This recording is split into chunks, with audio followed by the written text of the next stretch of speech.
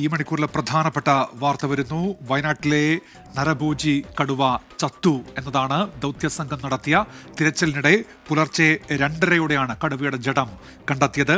മരണകാരണം അറിയേണ്ടതുണ്ട്. അതിനായി വിശദമായ പോസ്റ്റ്മോർട്ടം വേണം എന്നാണ് ഇപ്പോൾ ദൗത്യസംഘം വ്യക്തമാക്കുന്നത്. ബേസ് ക്യാമ്പിലേക്ക് ഇപ്പോൾ കടുവയുടെ ജഡം എത്തിച്ചിട്ടുണ്ട്. അല്പസമയം മുൻപാണ് പിലാക്കാവ് മേഖലയിൽ ദൗത്യസംഘം നടത്തിയ തെരച്ചിലിനിടെ കടുവയെ കണ്ടെത്തുന്നതും പുറത്തേക്ക് എത്തിക്കുന്നതും. അതുവരെ ദൗത്യസംഘത്തിന്റെ വലിയ തിരച്ചിലിനവിടെ എല്ലാവരും സജ്ജമായിരുന്നു. തിരച്ചിൽ ഒരു ഭാഗത്ത് നടക്കുന്നുണ്ടായിരുന്നു. അതിനിടയിലാണ് ഈ കടുവയുടെ ജഡം കണ്ടെത്തിയത്. കടുവയുടെ ദേഹത്ത് മുറിവുകളുണ്ട് എന്ന വിവരം കൂടി ഇപ്പോൾ പുറത്തു വരുന്നുണ്ട്. കടുവയുടെ കണ്ടെത്തിയതിന്റെ കൂടുതൽ ചിത്രങ്ങളൊക്കെ ഇപ്പോൾ അവിടെ നിന്ന് വരുന്നുണ്ട്. കടുവയുടെ ദേഹത്ത് വലിയ മുറിവുണ്ട്. എന്താണ് ഈ മരണകാരണം എന്നത് അറിയേണ്ടതുണ്ട്. അഭിജിത്ത് മുഴക്കുന്ന തുടരുന്നുണ്ട്. അഭിജിത്ത്, ഈ CCF തന്നെ വാർത്താ സമ്മേളനം നടത്തി ഇക്കാര്യങ്ങളൊക്കെ വ്യക്തമാക്കുമല്ലോ അല്ലേ വൈകാതെ?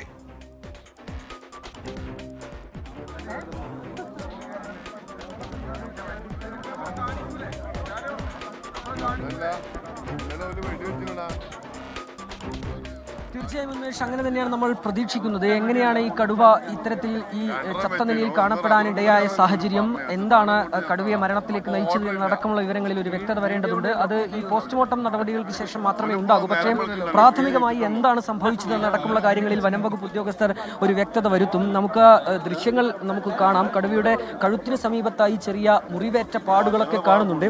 എങ്ങനെയാണ് കടുവ ഇങ്ങനെ ഈ ചാവാനിടയായ സാഹചര്യം എന്നതടക്കമുള്ള കാര്യങ്ങളിൽ ഒരു വ്യക്തത അല്പസമയത്തിനകം തന്നെ വരും എന്ന് പ്രതീക്ഷിക്കുകയാണ് ഉന്മേഷ്.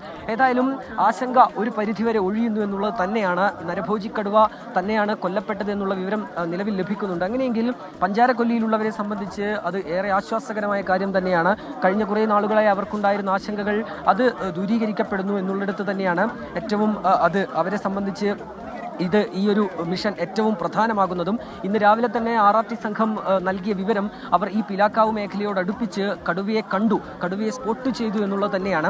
പിന്നീട് വലിയ തിരച്ചിൽ ഈ RRT സംഘത്തിന്റെ ഭാഗത്തുണ്ടായി.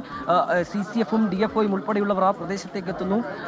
Arun Zachariah, chief veterinary surgeon doctor Arun Zachariah ആ മേഖല കേന്ദ്രീകരിച്ച് അവരുടെ നടപടിക്രമങ്ങളുമായി മുന്നോട്ട് പോകുന്നു. ആ ഘട്ടത്തിൽ തന്നെ ഈ മിഷൻ ഓണായിരുന്നു. ആ മിഷനുമായി ബന്ധപ്പെട്ട് കൂടുതൽ നടപടികളിലേക്ക് കടക്കുന്നു എന്ന് ഉറപ്പിച്ചതാണ്. പിന്നീടാണ് അല്പസമയത്തിനകം തന്നെ ഈ കടുവയെ ചത്ത നിലയിൽ ഈ വനം വകുപ്പ് ഉദ്യോഗസ്ഥർ കണ്ടെത്തി, ഈ ദൗത്യസംഘത്തിലുള്ളവർ കണ്ടെത്തി എന്ന വിവരം ലഭിക്കുന്നത്.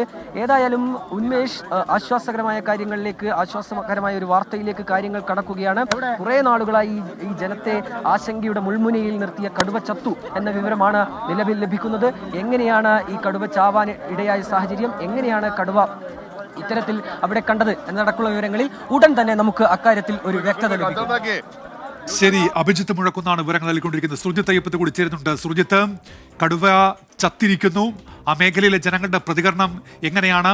ഇതെങ്ങനെ ഈ കടുവ ചത്തു? അതുമായി ബന്ധപ്പെട്ട് ഈ നാട്ടുകാർ എന്തെങ്കിലും അവരുടേതായ വിവരങ്ങൾ നൽകുന്നുണ്ടോ? എന്തൊക്കെയാണ് സുർജിത്ത് അവിടെ നൽകാനുള്ള വിവരങ്ങൾ?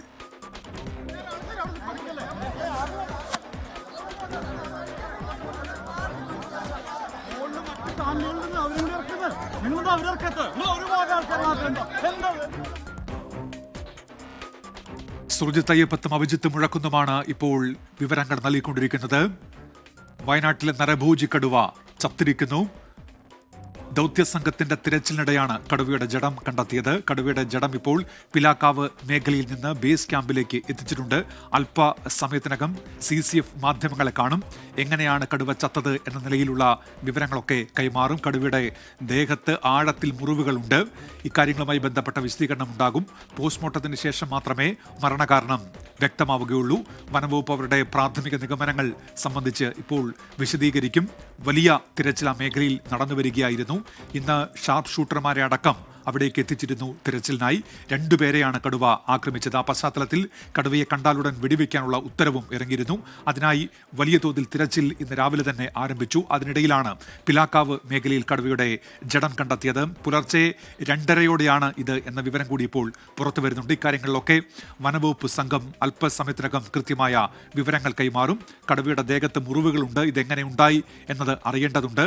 പോസ്റ്റ്മോർട്ടത്തിന് ശേഷം മാത്രമേ മരണകാരണം വ്യക്തമാവുകയുള്ളൂ. ഉദ്യോഗസ്ഥർ ഇക്കാര്യങ്ങളിൽ കാര്യങ്ങളിലൊക്കെ വിശദീകരണം നൽകും. അല്പസമയത്തിനകം CCF തന്നെ മാധ്യമങ്ങളെ കണ്ട് വിവരങ്ങളൊക്കെ പുറത്തുവിടും എന്നാണ് പ്രതീക്ഷിക്കുന്നത്. നാട്ടുകാർക്ക് ഏതായാലും വലിയ ആശ്വാസമാണ്. ആ മേഖലയിൽ ദിവസങ്ങളായി വലിയ ആശങ്കയുണ്ടായിരുന്നു. കടുവയെ പിടികൂടാൻ വലിയ ദൗത്യം ആരംഭിക്കാൻ ഇരുന്നതാണ് ഇന്ന് രാവിലെ. അതിനായുള്ള തെരച്ചിലൊക്കെ തുടങ്ങിയിരുന്നു. ആ മേഖലയിൽ നിരോധനാജ്ഞ പ്രഖ്യാപിച്ചിട്ടുണ്ടായിരുന്നു. ആ പ്രദേശത്തെ കുട്ടികൾക്ക് സ്കൂളിൽ പോകുന്നതിനൊക്കെ പ്രത്യേക ക്രമീകരണങ്ങൾ ഏർപ്പെടുത്തിയിട്ടുണ്ടായിരുന്നു. അങ്ങനെ അവിടുത്തെ ജനജീവിതത്തെ ആകെ ബാധിച്ച ഒന്നായിരുന്നു ഈ കടുവ ഭീതി. അതിനിടയിലാണ് ഈ കടുവയെ ചത്ത നിലയിൽ കണ്ടെത്തിയത്.